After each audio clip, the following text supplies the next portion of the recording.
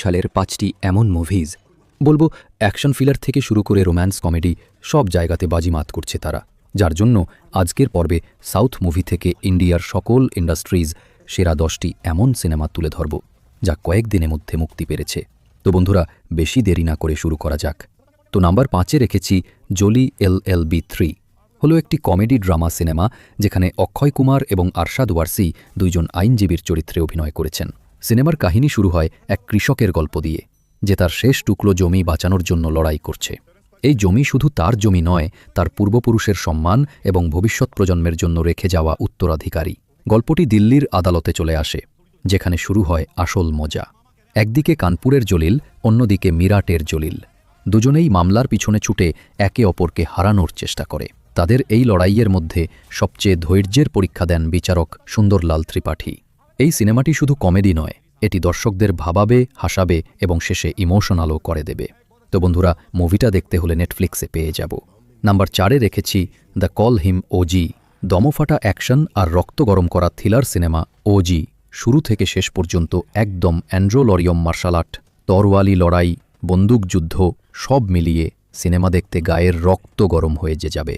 গল্পটা শুরু হয় 1940 দশকের জাপানি আন্ডারওয়ার্ল্ডের ওজি ছিলেন এক ভয়ঙ্কর গ্যাগ যুদ্ধের একমাত্র জীবিত ব্যক্তি।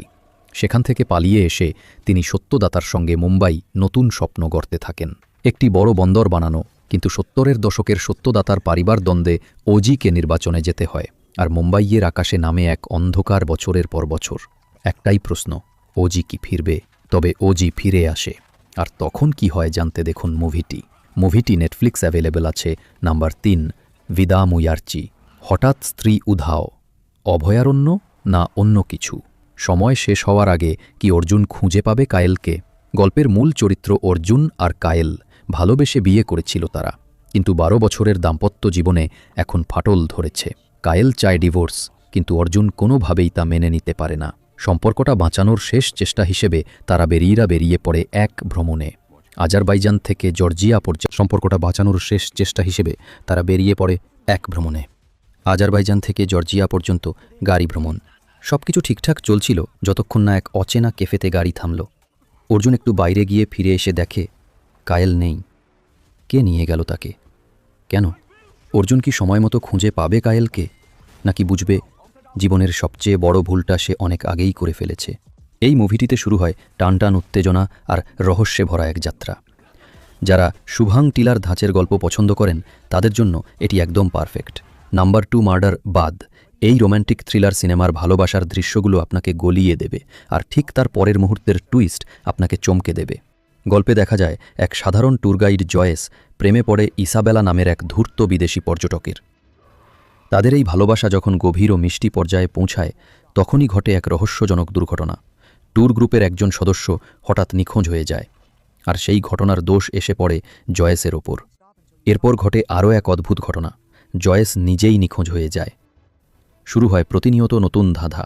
কাকে বিশ্বাস করবেন? কে আসল প্রেমিক, কে খুনি, আর কে লুকিয়ে রেখেছে সেই ভয়ঙ্কর অপরাধ?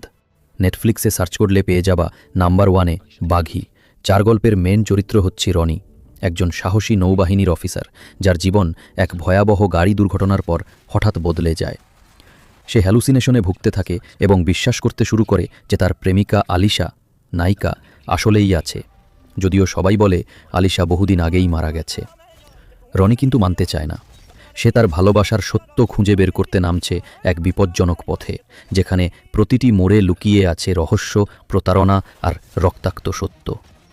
শেষ পর্যন্ত প্রশ্ন থেকেই যায়, আলিশা কি সত্যিই রনির কল্পনা, নাকি এর পেছনে লুকিয়ে আছে এক ভয়ঙ্কর ষড়যন্ত্র?